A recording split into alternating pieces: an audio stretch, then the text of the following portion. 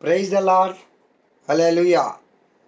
ప్రభు అయిన యేసుక్రీస్తు నామమున పేరిట మీ అందరికీ శుభోదయం. ప్రియ దేవుని బిడ్డలారా, ఈ అక్టోబర్ నెల 1వ తేదీ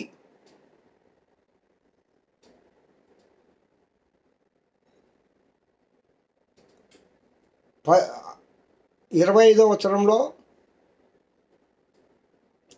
ఆ దేవదేవుని కృప వలన మనం చేరి ఉన్నాం. పిల్లరా, దాదాపుగా 9 నెలలు పూర్తయిపోయినాయి ఈ 25వ వచనంలో. ఇక 3 నెలలే మిగిలి ఉన్నాయి. వాటిలో అక్టోబర్ నెలకు వచ్చాం, 10వ నెలకి. ఈ నెల కూడా ఆ దేవదేవుని కృప మనందరికీ తోడుగా ఉండి క్షేమకరమైన, ఆరోగ్యకరమైన, ఆశీర్వాదకరమైన కృపను ఆ ప్రభువు వారు మనకు దయచేయునుగాక. ఆమేన్. ప్రియులారా, క్షమించండి, నిన్నటి దినము అందిన ఆహారాన్ని నేను అప్లోడ్ చేయలేకపోయా. కరెక్ట్గా ఇదే సమయంలో సింహపురి ఎక్స్ప్రెస్లో నేను ఉన్నాను నిన్న రాత్రి ఇదే సమయంలో. కారణం, నేను మీకు తెలుసు కదా, ఇదిగో మా కుమారుడు గారి యొక్క గృహంలో నుంచి ఇప్పుడు వాక్యాన్ని మీతో పంచుకుంటూ ఉన్నాను. సికింద్రాబాద్లో అల్కాపురి టౌన్షిప్. అవును ప్రియులరా, ప్రభు కృపలో క్షేమంగా దేవుడు నన్ను ఇక్కడికి నడిపించాడు. బిడ్డలతో సంతోషంగా గడపడానికి కృప ఇస్తూ ఉన్నాడు. కొన్ని దినాలు ఇక్కడ ఉండి మరలా నేను నెల్లూరుకు వెళ్తాను. ప్రియులారా, అందువల్ల నేను నిన్నటి దినం అందిన ఆహారాన్ని అప్లోడ్ చేయలేకపోయినాను, క్షమించాలి. మరి ముఖ్యంగా పరమగీత ప్రసంగ వాహిని అనే ఒక ఆత్మీయ ధారావాహికలో పరమగీత గ్రంథము 1వ అధ్యాయము 10వ వచనానికి మనం రావడం జరిగింది. ఆభరణముల చేత నీ చెక్కిళ్ళను, హారముల చేత నీ కంఠమును శోభిల్లుచున్నది అని ప్రియుడు ప్రియురాల్ని ప్రశంసిస్తూ ఉన్నాడు, పొగుడుతూ ఉన్నాడు. ఆమెకున్న గుణగణాలను ఆయన చెప్పి ఆనందిస్తూ ఉన్నాడు, గర్వపడుతూ ఉన్నాడు. నా ప్రియురాలు ఈ విధమైన ఆత్మీయ సౌందర్యము కలిగినది అని. అవును ప్రియులారా, మనము ధ్యానం చేసుకుంటూ ఉన్నాం కదా దేవుని గ్రంథంలో.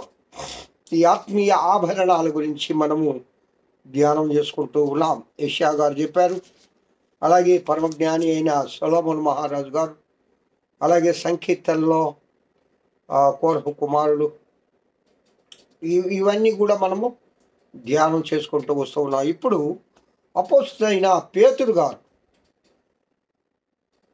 ఈ యొక్క అలంకారం గురించి, ముఖ్యంగా స్త్రీల అలంకారం గురించి చాలా చక్కగా వివరిస్తాడు. ఆయన ఈ ఆత్మీయ అలంకారము ఏ విధంగా ఉండాలి అనేది 1 పేతురు 3వ అధ్యాయము 4వ వచనం కాబోలు ఒకసారి చదువుతాను, వినండి ప్రియులారా. 3వ అధ్యాయము అపోస్తల కార్యములు 3వ అధ్యాయము 4వ వచనమే. సాధువైనట్యు మృదువైనట్యునైనా గుణమును అక్షయ అలంకారములు గల మీ హృదయపు అంతరంగ స్వభావము మీకు అలంకారముగా ఉండవలెను. ఇది దేవుని దృష్టికి మిగుల విలువగలది. ఆ 3వ వచనంలో అయితే ఇంకా వివరంగా మనకి అర్థమైపోద్ది. జడలు అల్లుకొనుటయు, బంగారు నగలు పెట్టుకొనుటయు, వస్త్రములు ధరించుకొనుటయును, వెలుపటి అలంకారము మీకు అలంకారముగా ఉండక. ఇక్కడ చాలా జాగ్రత్తగా మనం గమనం చేయాలి. అంటే జడలు వేసుకోకుండా ఎరబోసుకోవడం వలన, అందుకేనా మనం ట్రెండ్ మారింది ఇప్పుడు. చెప్పండి, అంటే అసలు బంగారు నగలు జోలికే వెళ్ళకూడదా? బట్టలు, ఇక్కడ చూడండి, వస్త్రములు, ఏమండి, వస్త్రములు ధరించుకోకూడదా? అంటే వాటి మీద ఎక్కువ మోజు చూపించకూడదు అని. కొందరు అవే లోకంగా బ్రతుకుతూ ఉంటారు. స్త్రీలైతే అలంకారానికి ప్రాముఖ్యత ఇస్తారు కదండి. ఇవాళ కూడా కదా, ఇవాళ వెలుపటి అలంకారం మీకు అలంకారంగా ఉండక అంటాడు. ఎవరు? భక్తి కలిగిన స్త్రీలు, దేవుని యందు భయభక్తులు కలిగిన వారు. భక్తి కలిగిన వారికి వెలుపటి అలంకారం అలంకారంగా ఉండకూడదు. అంటే మిమ్మల్ని వస్త్రాలు జోలికి వెళ్ళొద్దని కాదు. జడ వేసుకోవాలి. జడలు అన్నాడు అక్కడ, చాలా ప్రాముఖ్యత ఇస్తారు కదా. అలాగే బంగారు నగలు ఇక్కడ పూర్తిగా నిషేధించలేదండి. వాటిపైన ఎక్కువ మోజుపడగాకండి అమ్మా, వాటి కోసమే బ్రతకాకండి. అసలు కొందరైతే జీవితమే అసలు నేను ముట్టిందే ఎందుకు అని 24 hours అవే ధ్యానం కలిగి ఉంటారు వాళ్ళు. నేనంటే ఎవరికి సోకు చేసుకోకమ్మా అని. సోకే మనకు ప్రాధాన్యత ఎట్టా? వెలుపటి అలంకారము మీకు అలంకారముగా ఉండక, ఇక్కడ ఆత్మీయ అలంకారాన్ని గురించి చెప్తూ ఉన్నాడు. ఒక భక్తి కలిగిన స్త్రీలు ఏ విధంగా ఉండాలో ఇక్కడ చెప్తూ ఉన్నాడు. సాధువైనట్టు, స్త్రీలకు చాలా ముఖ్యంగా ఉండవలసిన గుణం ఏంటంటే ప్రియులారా, సాధువైనట్టు, సాధువులాగా ఉండాలి. సాధువు అంటే అర్థం ఏంటి? పరిత్యజించాల లోకాన్ని అంతా. లోకంలో ఏది కూడా దేనికి కూడా ఇంపార్టెన్స్ ఇవ్వకూడదు. చాలా మృదువుగా ఉండాల. సాధు జంతువు అంటాం. దేన్ని అంటాం చెప్పండి? దున్నపోతారు అంటావా? ఆవులు అంటాం సాధు జంతువు అని. అంటే పాపం ఆవులు సహజంగా ఆవులు ఎవరిని కూడా పొడవు, ఎవరిని కూడా గాయపరచవు. అవి ఎద్దులు ఉన్నాయనుకో, అవి పోకిరిగా ఉంటాయి. ఇంకొకటి గొర్రె, అది సాధు జంతువే కదా. అదే మేక అయితే ఒక దగ్గర నిలబడదు మేక. గొర్రె అయితే నువ్వు ఎక్కడ ఉండమంటే ఆడే ఉంటావు. ఆవు సాధు జంతువు అంటావు. సాధువైనట్టు. నిజముగా ప్రియులారా, ఇది ఒక ఆత్మీయ అలంకారం స్త్రీలకు. చాలా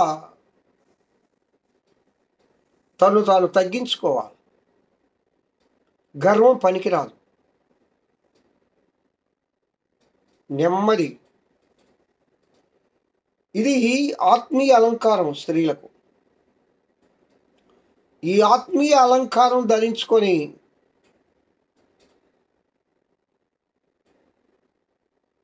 దేవుని ముఖదర్శనం చేయాలి, ప్రియుని ముఖదర్శనం చేయాలి, ఆయనకి నమస్కారం చేయాలి.